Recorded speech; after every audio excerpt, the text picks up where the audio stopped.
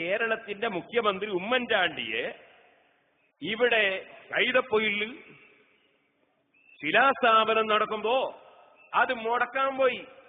എന്നിട്ട് അയാൾ അവിടെ വന്ന് ശിലാസ്ഥാപനം നടത്തിക്കളഞ്ഞു. അപ്പൊ ഇവര് വിചാരിച്ചത് എന്താ അറിയോ, മുഖ്യമന്ത്രി എന്നൊക്കെ പറഞ്ഞാല് ഞങ്ങൾ എസ്കന്റെ ഓഫീസിൽ നിന്ന് ഫോൺ ചെയ്താൽ വിറക്കുന്ന ആളാണ് ഇവർ തെറ്റിദ്ധരിച്ചു. എല്ലാ വിഷയത്തിലും നിങ്ങൾക്ക് സംഭവിച്ച തെറ്റിദ്ധാരണ ഇങ്ങനെ തന്നെയാണ്. തിരുവനന്തപുരത്ത് വെച്ചുകൊണ്ട് ആദരണീയനായ സംസ്ഥാന ജമിയത്തുൽ ഉലമയുടെ സെക്രട്ടറി ഉസ്താദ് കൂട്ടുമല ബാപ്പു മുസ്ലിയാരുടെ നേതൃത്വത്തിലുള്ള സമസ്തയുടെ പ്രതിനിധി സംഘം മുഖ്യമന്ത്രിയെ കണ്ടപ്പോ ആദരണീയനായ ബഹുമാന്യനായ കുഞ്ഞാലിക്കുട്ടി സാഹിബിന്റെയും ബഹുമാന്യനായ കേരളത്തിന്റെ ആഭ്യന്തര വകുപ്പ് മന്ത്രി തിരുവഞ്ചൂർ രാധാകൃഷ്ണനെയും പ്രമുഖനായ MLA അബ്ദുറഹ്മാൻ രണ്ടത്താണിയും സാക്ഷി നിർത്തിക്കൊണ്ട് മുഖ്യമന്ത്രിയുടെ ചേംബറിൽ വെച്ചുകൊണ്ട് ഞങ്ങൾ പറഞ്ഞു, CM അതൊരു തട്ടിപ്പാണ്, കേരളം കണ്ട ഏറ്റവും വലിയ തട്ടിപ്പ്, ആ തട്ടിപ്പിന് നിങ്ങൾ കൂട്ടുനിൽക്കരുത് എന്ന് മുൻകൂട്ടി ആ വേദി ഉദ്ഘാടനം ചെയ്യുന്നതിന് മുമ്പ് തന്നെ തിരുവനന്തപുരത്ത് CMന്റെ ചേംബറിൽ വെച്ചുകൊണ്ട് സമസ്തയുടെ പ്രതിനിധികൾ പറഞ്ഞുവെങ്കിൽ അത് ധിക്കരിച്ചുകൊണ്ടാണ് ഭരണകൂടത്തിന്റെ ആളുകൾ, മന്ത്രിമാർ കൈതപ്പൊയിലേക്ക് പോയിട്ടുള്ളത്. ധാർമ്മികമായ ഒരു ഉത്തരവാദിത്തം അവർക്കുണ്ട്. ഈ തട്ടിപ്പിന് കൂട്ടുനിന്ന ആളുകൾ ധാർമ്മികമായ നിലപാടെന്ത് എന്നവർ വ്യക്തമാക്കേണ്ട ബാധ്യത അവരെ സംബന്ധിച്ചിടത്തോളമുണ്ട്. ആരോടാ വ്യക്തമാക്കേണ്ടത്? ഇവിടുത്തെ മുഖ്യമന്ത്രി നിലപാട് വ്യക്തമാക്കണം. ആരോട്? ഇവിടുത്തെ പ്രധാനമന്ത്രിയല്ലേ ഇയാള്. നിങ്ങളൊന്ന് ആലോചിച്ച് നോക്ക്. മുഖ്യമന്ത്രി നിലപാട് വ്യക്തമാക്കണം. അഹങ്കാരത്തിനുണ്ടൊരതിര്. ഇത് കേരളത്തിന്റെ മുഖ്യമന്ത്രിയാ, ഇത് കേരളമാ.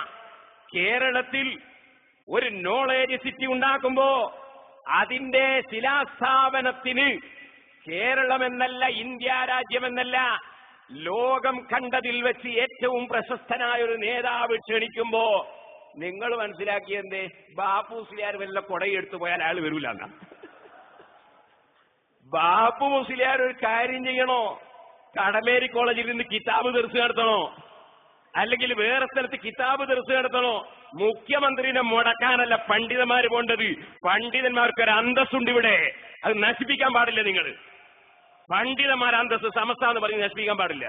മുഖ്യമന്ത്രിയെ പരിപാടിക്ക് പോകുന്നതിന് മുടക്കുക. ഞാൻ ചോദിക്കട്ടെ, ബഹുമാനപ്പെട്ട മർഹൂം കോട്ടുമല അബൂബക്കർ മുസ്ലിയാർ അൻവറല്ലാഹു മർഖദ മഹാനവറുകൾ ഇന്നേ വരെ ഇത്തരം ഒരു താഴ്ന്ന പരിപാടി ചെയ്തിട്ടുണ്ടോ? EK അബൂബക്കർ മുസ്ലിയാർ ചെയ്തിട്ടുണ്ടോ? കന്യത്ത് ഉസ്താദ് ചെയ്തിട്ടുണ്ടോ?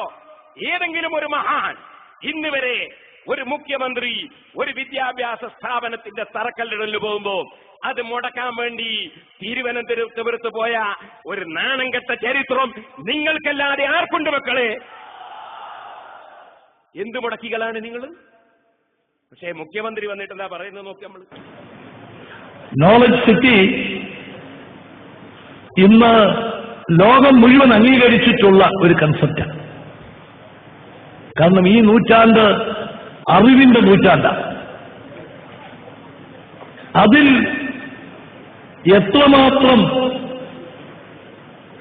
ആധുനിക രീതിയിൽ ടെക്നോളജിയുടെ പൂർണ്ണമായ പ്രയോജനം എടുക്കാൻ സാധിക്കും എന്നുള്ളത് എല്ലാവരും തലപുകഞ്ഞാലോചിച്ചുകൊണ്ടിരിക്കുകയാണ്.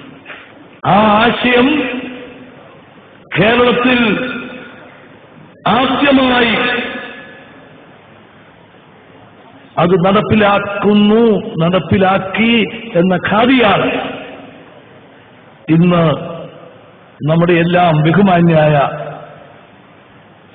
കാന്തപുരം AP അബൂബക്കർ മുസ്ലിയാർ നേടിയിരിക്കുന്നത്. ആ കാര്യത്തിൽ എനിക്ക് ചെറിയൊരു അസൂയയുണ്ട്. അത് ഇവരസൂയ പോലല്ലോ. ഞങ്ങളെ ഓവർടേക്ക് ചെയ്താണ് ഇപ്പം ഉസ്താദ് ഇവിടെ എത്തിയിരിക്കുന്നത്. പിന്നെ ബാക്കിൽ വേദന ഇല്ലാതിരിക്കും. ഇനി മുഖ്യമന്ത്രിയെ മുടക്കാൻ പോകുമ്പോ കുഞ്ഞാലിക്കുട്ടി സാഹിബ് കൂടെ ഉണ്ടായിരുന്നു പറഞ്ഞു. എന്നാ കുഞ്ഞാലിക്കുട്ടി സാഹിബ് വന്നിട്ട് എന്താ പറഞ്ഞു നോക്കുക. ഇവിടെ ഏറ്റവും വലിയ ഒരു കേരളത്തിൽ അനവധി യുവാക്കൾക്കും അതുപോലെ തന്നെ വിദ്യാർത്ഥികൾക്കുമൊക്കെ പ്രയോജനപ്പെടുന്ന വമ്പിച്ച ഒരു പ്രോജക്റ്റിന്റെ ഉദ്ഘാടന കർമ്മമാണ് നിർവഹിക്കപ്പെടുന്നത്. ആധുനിക സാങ്കേതിക വിദ്യ എത്രമാത്രം പുരോഗതി പ്രാപിച്ചു വരുന്നു എന്നുള്ളത് ഈ കാലത്ത് നമ്മളൊന്നും പറയാതെ തന്നെ എല്ലാവർക്കും അറിയാം. എല്ലാം മാറി വരിക. നമ്മുടെ ഭാവനക്കും അതുപോലെ തന്നെ ചിന്തക്കും അതീതമായ തരത്തിൽ ജീവിതവും അതുപോലെ തന്നെ ജീവിത വിഷയങ്ങളും കാര്യങ്ങളും ഒക്കെ മാറി വരിക. അതാണ് ഇനി ഭാവിയിൽ തൊഴിലുണ്ടാക്കാൻ പോകുന്നത്. അവിടെയാണ് ഇനി മാറ്റങ്ങൾ വരാൻ പോകുന്നത്. അതൊക്കെ ഉൾക്കൊണ്ടുകൊണ്ടുള്ള ഒരു സ്ഥാപനമാണ് ഇവിടെ വളർന്ന് വരാൻ പോകുന്നത്. ഉദ്ഘാടന കർമ്മം നിർവഹിച്ചത് നിങ്ങൾ കണ്ടു. പണ്ടൊക്കെ ആണെങ്കിൽ പോയി കർട്ടൻ നീക്കണം, പിന്നെ സ്വിച്ച് ഇടണം. ഇപ്പൊ അതൊന്നും വേണ്ട. മാറാൻ പറഞ്ഞപ്പോ കർട്ടൻ മാറി. അത് പണ്ടാണെങ്കിൽ അത് മതി മനുഷ്യന് ബേജാറാവാൻ, ഇരിക്കുന്നതെല്ലാം കൂടി എണീറ്റത് എന്ത് മായാജാലാണ്. ഇന്നിപ്പോ വളരെ ചെറിയൊരു കാര്യമാണെങ്കിൽ പോലും ഇത് ഈ രീതിയിലാണ്. എത്ര മാത്രം യന്ത്ര സാമഗ്രികൾ ഒക്കെ പെർഫെക്റ്റായി എത്ര പെർഫെക്ഷനിൽ പോകും, അതിന്റെ ഏറ്റവും വലിയ മാറ്റത്തിന്റെ ഒരു ഏരിയയാണത്.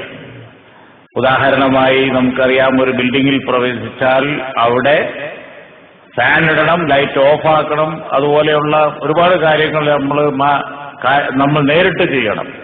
പക്ഷേ സെൻസിങ് പുതിയ സാങ്കേതിക വിദ്യ ഉയർന്നു വന്നതിന് ശേഷം അങ്ങോട്ട് വരുമ്പോൾ ലൈറ്റ് കത്തിക്കോളും, പോകുമ്പോൾ ഓഫായിക്കോളും, അതുപോലെ തന്നെ ബാക്കി കാര്യങ്ങളൊക്കെ താനേ നടന്നോളും. ഞാനൊരു ചെറിയ ഉദാഹരണം പറഞ്ഞു എന്ന് മാത്രമേ ഉള്ളൂ. ഈ ഏരിയയിലൊക്കെയാണ് ഏറ്റവും അധികം ഇവിടെ റിസർച്ചൊക്കെ നടക്കുന്നത്. അത്തരത്തിലുള്ള സബ്ജക്റ്റൊക്കെ ഓരോ പഠന വിഷയമാണ്. അതൊക്കെ ഓരോ മേഖല, ഉയർന്നു വരുന്ന മേഖലകളാണ്.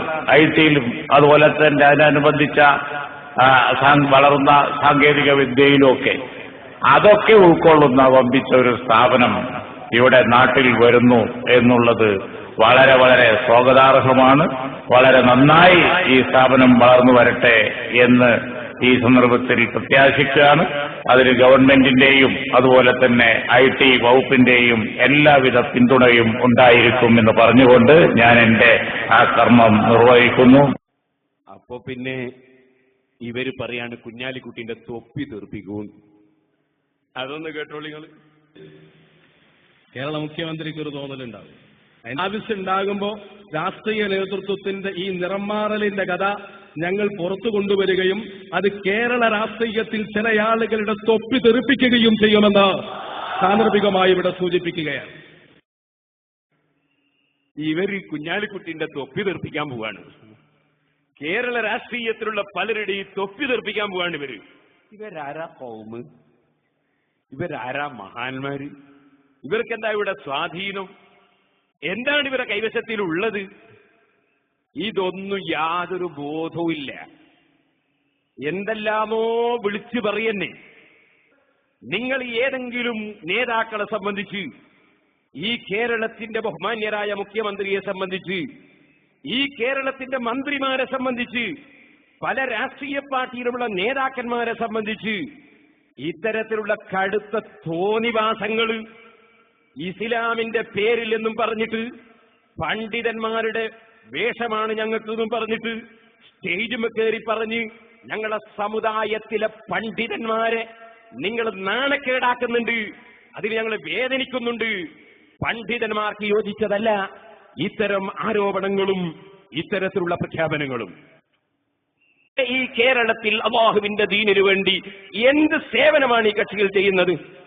ഞാൻ നിങ്ങൾക്ക് കൽപ്പിക്കാം, കേട്ടോളൂ. ഗവൺമെന്റ് പൂർണ്ണമായും കാന്തപുരത്തെ പ്രൊട്ടക്ട് ചെയ്താലും കേരളത്തിലെ സുന്നികളുള്ള കാലത്തോളം സമ്മതിക്കുന്ന പ്രശ്നമേ ഉദിക്കുന്നില്ല. ആരവർക്ക് പിന്തുണ കൊടുത്താലും, ഏത് മന്ത്രിപ്പട അവരുടെ ശിലാസ്ഥാപനത്തിൽ ചെന്ന് പങ്കെടുത്താലും അതാ വിഷയം. അടിസ്ഥാനപരമായ വിഷയം അതാണ്.